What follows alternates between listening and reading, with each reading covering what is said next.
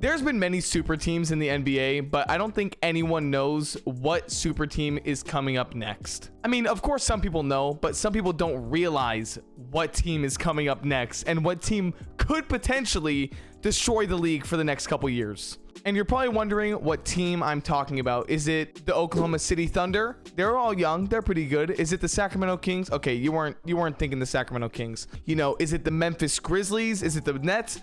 No, it's none of those teams. The next super team in the NBA is the Cleveland Cavaliers. I know everyone's heard about the Donovan Mitchell trade, and I'm partly here to talk about that, but I'm also partly here to talk about the rest of the team, what everyone else is bringing to the table, because that is what matters when you're talking about a super team. I know that the word super team has a big negative connotation around it. A lot of people think KD joining the Warriors, you know, that was a super team, and that has a very big negative connotation around it because it was a superstar joining in free agency. A superstar doesn't have to join a team for it to be a super team. A super team, at least to me, is a team of players who are so good that there is no other team stopping them. And you're probably wondering how I get the Cleveland Cavaliers coming from this. Well, I was scrolling through the NBA Reddit, and I see here, presuming they go with the starting lineup of Darius Garland, Donovan Mitchell, Isaac Okoro, Mobley, and Allen. The whole Cavaliers starting five is under the age of 25 and on contract from now till 2024. Now, this point stands until I think a couple days because it is Donovan Mitchell's 26th birthday soon, but still, you understand what we're getting at here. Now, not only are these players all young, but about 4 of these 5 players are all-star worthy. I mean, Donovan Mitchell, obviously all-star worthy. I'm pretty sure Jarratt Allen was an all-star a couple years, or last year, right? Allen was an all-star last year with that bummy ass fit he had. I'm kidding, the fit went hard. Darius Garland, obvious solid all-star projection. The whole team, I would say beside Isaac Okoro, is all-star capable. Now, they may not get the vote, they may not get the full-on selection, but they are all-star capable, and that is what is crazy to me. They're all super young, they're all capable to be all-stars, and if they all stay and if they all work together, they're going to be an amazing team. And I don't think they're just going to be amazing. I think, like it says in the title, they will be a super team. You know, you had a lot of people talking about Donovan Mitchell getting exposed for his defense when he left the Utah Jazz, but now you're surrounding him with Evan Mobley and Jarratt Allen. So to all the people who said that, we won't be seeing his fraud defense that everyone's been saying. So that's pretty funny to see the haters get shut up like that.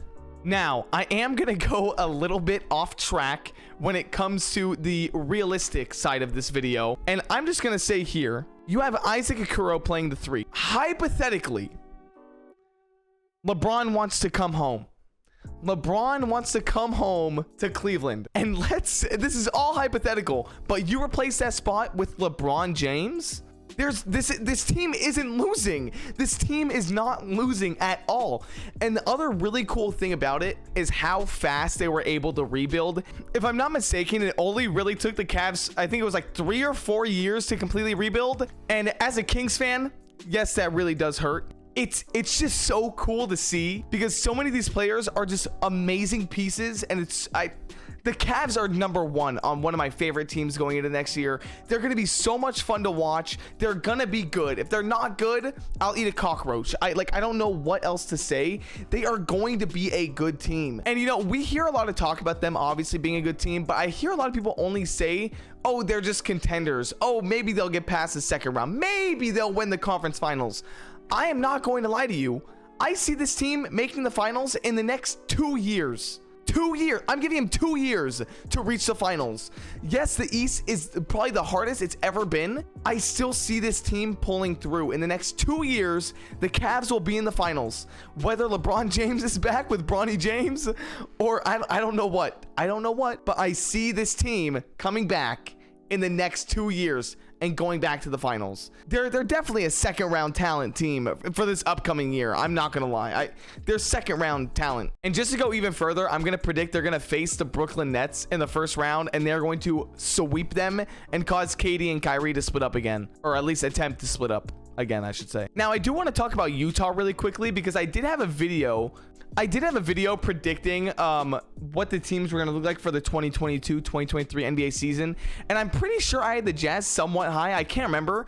The Jazz are now competing with the San Antonio Spurs for worst record in the league, because guess what? You have two players you want, Victor Wembanyama and Nick Smith Jr. These are the two prizes, and obviously it's very early on in like the draft scouting process, so we don't know. Victor Wembanyama is very much gonna be the #1 pick, okay? Unless there's a freak injury, and I'm not wishing anything on anyone, but unless there is like a crazy injury that happens, kind of like Joel Embiid-esque, there's no way he's not being #1. So I will say the Utah Jazz could pull off a quicker rebuild if they somehow manage to get Victor Wembanyama. I'm very excited for next year's offseason and the draft, just so we could see what ends up happening and who actually ends up getting him, because everyone is talking so much about him. I just really want to see where he lands. I apologize, I accidentally said Nick Smith Jr. I meant Scooter Henderson, my bad. Nick Smith Jr. is still very good though. So I do apologize, this video was a little bit short. I did just kind of want to get my thoughts out about the Cleveland Cavaliers and how they will be next year, because I want to get my predictions out, man. So next year when they're holding up that championship trophy, I could talk about how I was right and how I predicted it, okay? Hope you guys also enjoyed the new little backdrop. I don't know why I did this just for this video. This might be the only time you see it. If you like it though, comment, let me know if you like it. I think it looks pretty cool. The lighting's a little bad though. And like I said, if you did enjoy the video, be sure to like and subscribe. It helps out a lot more than you think, and I'll see you guys next video. Later.